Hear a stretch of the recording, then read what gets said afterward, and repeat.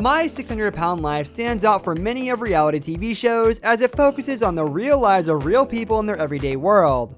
Complications can arise for patients 600 pounds or more and have done so on the show, and afterwards sometimes with tragic results. However, there are also those people that are simply not ready or not determined enough to make a change, or just think they know a better way of how to bring their life onto the right track.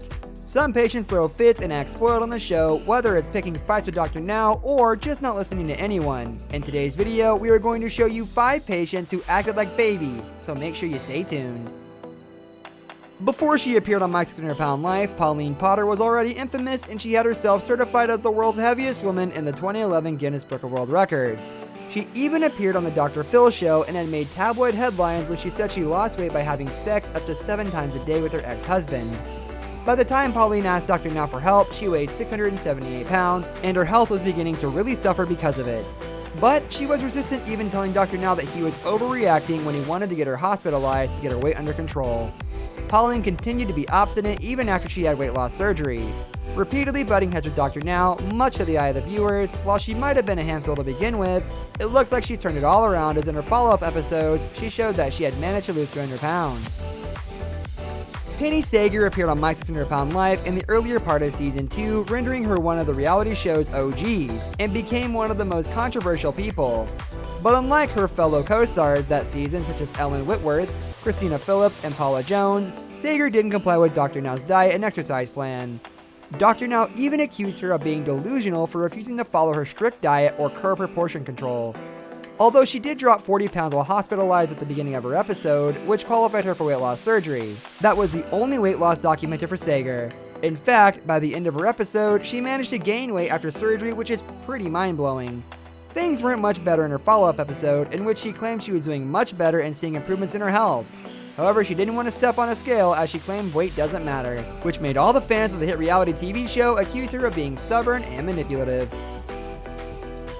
Another one of the extremely difficult cases for Dr. Now was James King, who appeared on Season 5. Of all the cast until then, James was the heaviest at 791 pounds.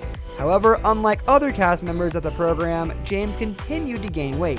Additionally, King's family had made some huge sacrifices for him, including his daughter dropping out of school to care for him, and his father refinancing his home to get him to Houston. But his stubborn refusal to lose weight upset Dr. Now and infuriated viewers. James became the first patient to be refused bariatric surgery on the show. It came as a mild surprise to many that the doctor sent James, his daughter Bailey, and his girlfriend Lisa racing home without treatment.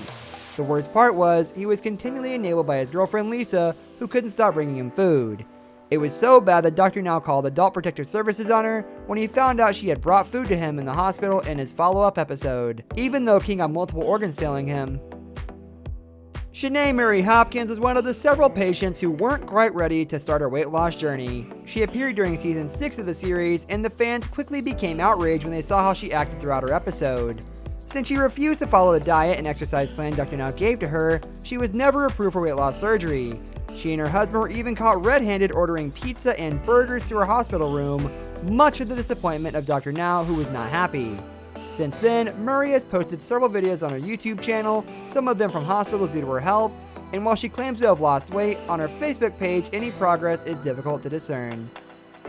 As a single mom of 5 children, Cynthia Wells had a ton of responsibilities, something that was becoming more and more difficult because of her weight. However, she also seemed pretty lonely. At 610 pounds, Cynthia was becoming less motivated to leave the house and more exhausted when she had to move. Unfortunately, that was also the case when it came to following Dr. Now in his program. That was why she managed to earn herself the reputation of being one of the more bullheaded stars of the show.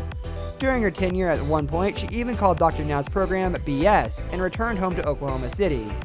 By the end of her episode, Cynthia's weight loss had stalled and she was deep in denial about her emotional eating habits. Fortunately, things were better in her follow-up episode, as she managed to lose weight and was down to 361 pounds. And that wraps up today's video, guys. Thank you for watching, and we will see you soon.